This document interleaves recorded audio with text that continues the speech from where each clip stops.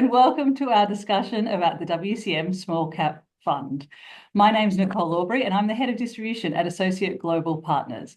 Today, we have the pleasure of speaking to Greg Ice, Portfolio Manager of the WCM International Small Cap Growth Fund. Before we begin, some brief housekeeping issues and a message from our compliance team. This video is for educational purposes and of general nature only, and it does not constitute advice. It must not be acted or relied upon.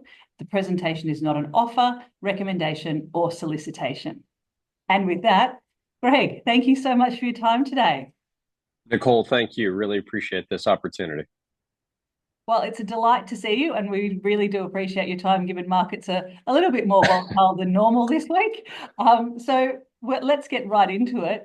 For those in the audience who are not familiar with WCM, can you provide a brief overview of the company and some of the things that makes the WCM investment process unique? Absolutely. Happy to do that. So WCM Investment Management, we are based in Laguna Beach, California. It's a good place to be during weeks like this.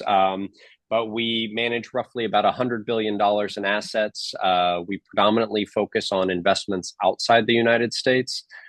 We generally run very concentrated, kind of long-term investment strategies. But I think really at the core, what has made WCM successful for the last, roughly 25 years, and I think has really been shared across a multitude of strategies, has been really our focus on two pillars around our philosophy.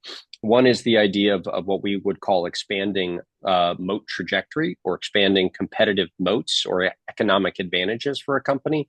And then the second one is really how the culture within an organization supports the durability and drivers of the execution of that strategy. But just to maybe briefly elaborate, at the core is that concept of moat trajectory. It's understanding what gives a company its competitive advantage, what is the source of that, and then really trying to understand how a company over time is finding ways around execution and strategy to strengthen or widen what that competitive advantage is, because that really does result in a more durable, growth story, generally higher and more sustainable profitability and return on capital.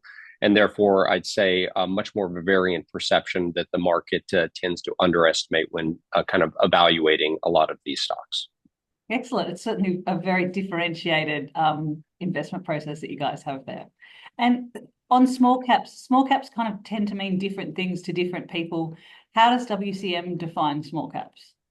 Yeah, I mean, I'll start maybe with the most simplistic way. So we generally think about small caps as being companies under roughly 10 billion in market cap. And as you highlighted, small caps do mean different things, and even something under 10 billion means very different things in different markets. So there is a little bit of probably an arbitrary aspect around the market cap, but really at the core, especially because we are investing in companies outside the United States, what we're really looking for are leaders either in local markets or leaders within kind of niche segments on a global scale.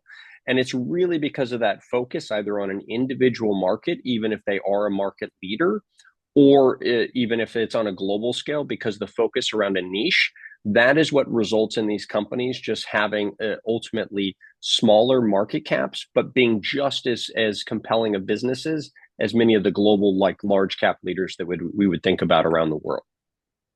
Excellent. Thank you. That's very helpful. And so it's been, up until this week, a pretty good time on global equities markets in the last 12 to 18 months. Although, you started to see since the change of president in the US, there's been a little bit more volatility that has emerged. What have been your main observations as it relates to small cap stocks in this period? Yeah, I guess I'd start first with the first part of your question. I think, post 2022, you are right. I think the overall environment has become more favorable as inflation has come down, as we've gotten further away from COVID, and we've seen a return to kind of stability around the world with supply chains and again, interest rates and inflation. And I think that has brought more attention to the attractiveness of the asset class broadly within international small caps. Now, to the second part of your question, I would say more recently has become a more tumultuous period. Clearly, there is a lot of geopolitical tension happening around the world and uncertainty. And not surprising, when we see those types of periods, it does tend to result in risk off, where a lot of investors, just given that uncertainty, do pursue kind of a flight to safety. And I think that's very much the period we're in right now. But again, very, very similar to 2022, that does tend to ultimately represent some opportunity. So I think that is one of those things that we inevitably look at the opportunities out there, and we are becoming more excited about them, but fully recognize and embrace the reality that the near term, noise from the geopolitical challenges, it will not necessarily represent a bottom, in the next week or two, but that ultimately over the long term it will create more opportunity for us. Excellent. That's some really helpful insights.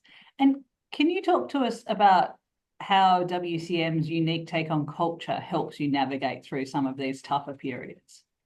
Yeah, culture is, again, I think it's something that is very kind of unique to what WCM does. And just to be clear, it stems from really our own history and how we've thought about culture within our organization. But I think most importantly, when things are going well in the world and everything is kind of rosy, it's very easy for even average companies to succeed. It is, what really matters is when difficult periods arise and you start to see the difference between organizations that have a very strong, aligned, adaptable culture and those that do not. And so I think it is fair to say that we are in one of those periods now. We've been through periods like this before with COVID. We've been through this clearly with some of the issues around the war and inflation over the last few years as well. But when you look at the culture of an organization, it is really about understanding how an organization and leadership is thinking about the long-term success of their business and of their strategy, and then really thinking about aligning the employees, the individuals throughout those organizations around a mission and a vision for long-term success, as opposed to sometimes taking what I'll call the short-term wins, but at the expense of that long-term kind of durability. And that really at the core is what we're trying to understand when we think about the culture of an organization, is the behaviors, the values that are embedded in that organization that will result in the longer-term success. That makes a lot of sense. And then from a small cap perspective, why do you think that people should be considering an allocation to small caps that exclude US at the moment? Yeah, I mean, I think there's a multitude of factors. The first one, and I think many investors will be aware of this, is the U.S. Clearly went through a very extended period of what I'll call to broadly excellence. A lot of that success was driven ultimately by probably a handful of stocks, and I think most are aware of kind of the Magnificent Seven. But essentially, what has happened is you've seen a growing valuation gap between the U.S. and really the rest of the world, and that is really without a as meaningful of a divergence, I would say, between the fundamentals of those companies, things like dividend yields, cash generation, the profitability growth, things like that. And of course, what we're seeing now is, I would say, really a bit of a transformation around the globe. And it goes beyond tariffs, goes into everything from defense spending, energy independence, trading partners, manufacturing, everything. And I think there's a real realization right now that what is, the gap that has happened over the last 10 to 15 years between U.S. Equities or securities and non-U.S. securities, that gap is narrowing. And I think that is really bringing attention to some of the attractiveness that exists within the broader international space. And then specifically within small caps, again, because of the period we've been through with more inflation, a lot more uncertainty, the valuations that international small cap stocks present right now is essentially the most compelling and attractive we've seen in over a decade. And that is, with the fundamentals continuing to be really unchanged, even in the current environment, that has just, I think, made for a very attractive set of opportunities really around the world. And that's what has made us so excited about this strategy specifically. Fantastic. So we've talked about the outlook a little bit on international small caps and that there's a compelling case for them. Where are you, for what sectors and regions are you finding the most compelling opportunities? Yeah, there's really a multitude. So some of these won't be very surprising. Maybe I'll start with one that is it's unfortunate but a reality, which is defense spending. Given the changes, I would say in policies and perspective between the U.S. and many of its international peers, clearly you are seeing a secular acceleration within defense spending around the world. Markets like Japan, South Korea, Europe are clearly looking at greater independence and capabilities within defense spending, and that is happening oftentimes through the private sector. Other areas would just be broadly, I would say, Europe. This kind of ties back into my comment a little bit earlier, whether it's energy independence, whether it's manufacturing due to things like trade wars or tariffs. You are seeing, I'd say, broadly within Europe, a recognition that they have both a means and a need to ultimately think more about kind of their own sustainability beyond just being a trading partner with the U.S. And then I think there's many other kind of end markets that we have always found compelling, regardless of the market environment. But once again, when you see kind of what I'll broadly call the dislocation within securities right now, it makes many of these just more compelling than we have generally seen them in a long time. One very broad category where we've tended to have quite a bit of exposure is in what I'll call the digital classifieds, and I know many of your viewers out there will know of these companies like REA and Car Group, but there's a multitude of those around the world, and these are very much network-driven businesses that are not generally that economically sensitive because the nature of what they do, very profitable, and generally winner take most type businesses. And when we see the market behaving the way it is right now, many of those just become much more compelling from a valuation perspective than we've seen in a very long time. Excellent. And so if we turn our perspective onto the WCM International Small Cap Growth Strategy, can you provide a bit of an update on recent performance for this strategy? Yeah, this will tie back a little bit to our discussion earlier, and it's not surprising. When you look at the performance this year, it has been a more challenging environment, really driven more recently by some of the geopolitical uncertainty. I think there's no question that the ongoing tariff noise and unpredictability is resulting in more of a risk off, and both international has been doing relatively well, but small caps specifically do tend to be viewed as a riskier asset class. And so when we see greater uncertainty, you do tend to see more of a flight to safety, I think, from investors. So the result of that, again, as I think I referenced earlier, the fundamentals of the businesses in which we're invested are really undeterred. They have not changed as a result of the current environment. But what has changed is the valuations that investors are willing to pay for those, which brings us back to why the valuations we're broadly seeing are at the lowest levels that we've seen in a decade. So, but that has resulted in some shorter term pain within the portfolio. Now, again, if we extend this out over the last few years, the returns have generally been quite favorable. And again, I think the setup continues to be quite exciting from here. Excellent. Thank you. That's so helpful. And we know that the investment team at WCM has a real history of capitalizing on the opportunities in markets like the present. Can you give some examples of some new names that have been added to the portfolio recently and how they meet your moat trajectory plus culture criteria? Yeah, absolutely. So, I kind of touched upon this a little bit earlier, but we are big believers that when there is challenge in the world or when there is uncertainty and volatility in the world, it inevitably always presents opportunity. And I think this is another one of those environments. So if I can pick maybe a fairly recent example, there's a German company called Redcare Pharmacy. And essentially what Redcare is, it's a pure online pharmacy. So anyone who has any kind of prescription or RX, in addition to things like over-the-counter or OTC drugs, they can basically order through Redcare online and have those products delivered to their house. So clearly there's a convenience factor. And of course, convenience from online shopping, that's nothing new.